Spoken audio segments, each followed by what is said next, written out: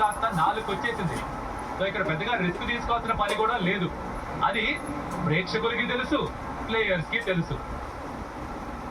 It's very good final ఇప్పటిదాకా.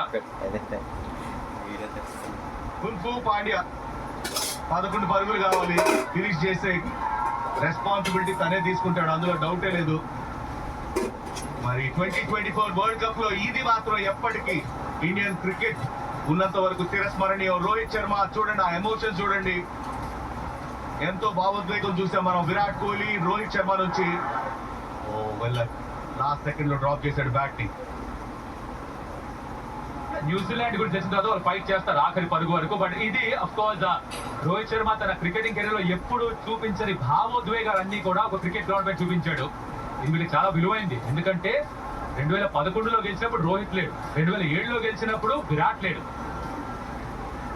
మొత్తం కన్నీళ్ళే, బాధతో కాదు ఆనందంతో వచ్చిన ఆనంద బాష్పాలు అవన్నీ కూడా. రోహిత్ శర్మ రియాక్షన్ చూడండి, it was very very very special and emotional. Emotion కంటే అక్కడ అదొక డిఫరెంట్ ఫీలింగ్ అవుతుంది.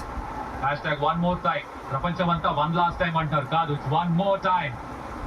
లాస్ట్ కి ఎవరు సిద్ధంగా లేరు ఇక్కడ. ఓ వెరీ వెల్ బౌల్డ్. మరో మలుపు గేమ్ లో